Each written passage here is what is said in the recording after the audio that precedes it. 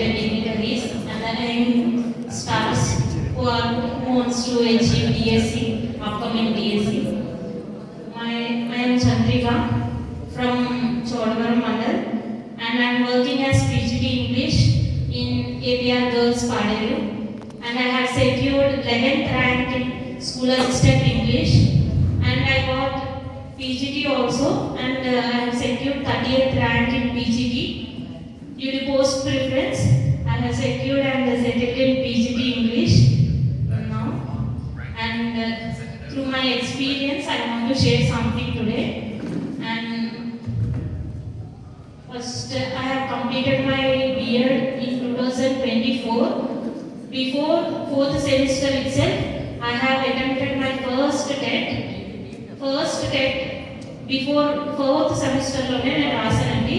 ఎవరైనా B.Ed pursue చేసేవారు ఉంటే 4th semester itself you are eligible for the TET exam.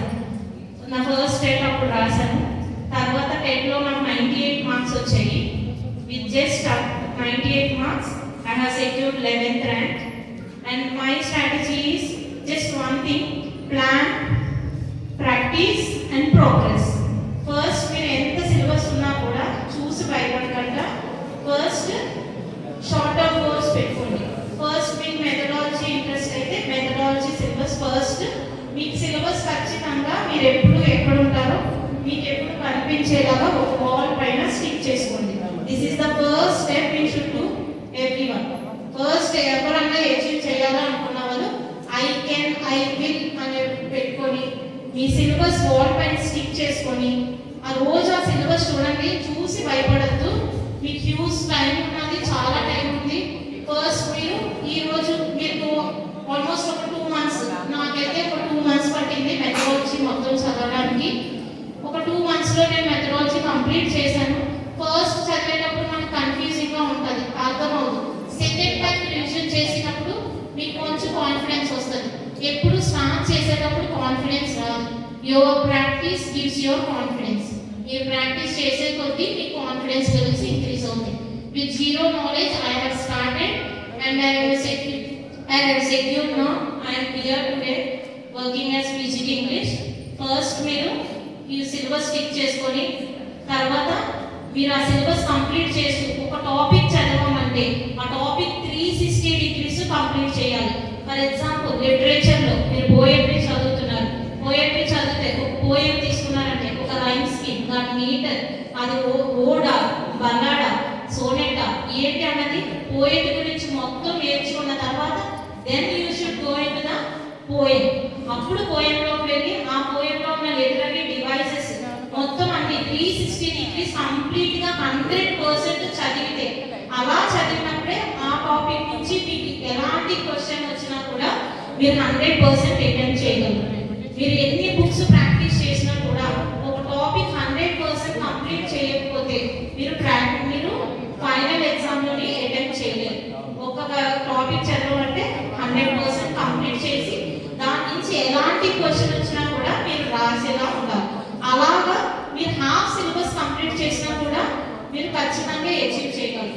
నేను ఫస్ట్ మెథడాలజీ కంప్లీట్ చేశాను, and then I came to grammar. నేను ప్రతిదీని అకాడమీ బుక్స్ నుంచి మాకు శ్రీను ఇంగ్లీష్ ఛాంప్స్ నుంచి ఆన్లైన్ కోచింగ్ తీసుకున్నాను. నేను Srinu English champs sir material use చేసి సార్ అకాడమీ బుక్స్ లోంచి మన మెటీరియల్ అన్ని ఇంక్లూడ్ చేశారు.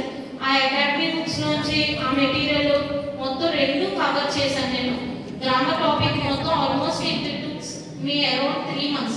3 months కంప్లీట్ అయినా కూడా మన గ్రామర్ ప్రాక్టీస్ త్రూనే వస్తుంది.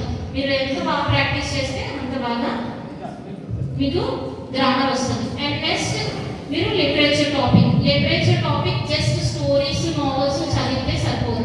మీరు బ్యాక్గ్రౌండ్ లిటరేచర్ కూడా చదవాలి. Okay, that's it. Literature and content వచ్చేసి 40 marks. మేడం చెప్పారు కదా, content 40 marks. Methodology should be your strength. Methodology me strength అవ్వాలి ఖచ్చితంగా. మెథడాలజీ 20కి 19 marks వచ్చేటప్పుడు only just last only 1 mark from methodology. ఒక్క బిట్ మాత్రమే పోయింది. అలా ఏదన్నా టాపిక్ 100% కంప్లీట్ చేస్తే job is yours. That's it. Just focus on the process.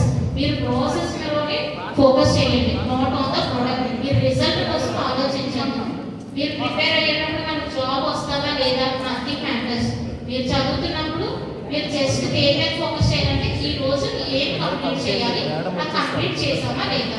ఇదంతా కంప్లీట్ చేసేటప్పుడు మీరు ఆన్లైన్ టెస్ట్లు రాస్తారు కదా, మీకు ఏవైతే మార్క్స్ పోయాయో దానికి సపరేట్గా ఒక ఫీడ్బ్యాక్ బుక్ ఒకటి పెట్టుకోండి.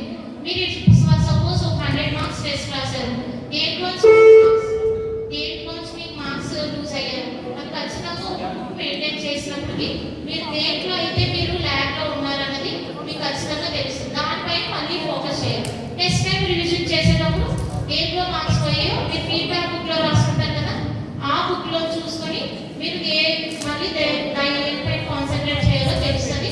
మళ్ళీ అది త్రూ ఆల్మోస్ట్ 3-4 టైమ్స్ రివిజన్ తర్వాత you will get the confidence. That's it. Focus last wire is focus on the process, not on the product. మీరు రిజల్ట్ కోసం ఆలోచించకుండా డైలీ ప్రిపరేషన్ మీద కన్సిస్టెంట్గా ఫోకస్ చేయండి.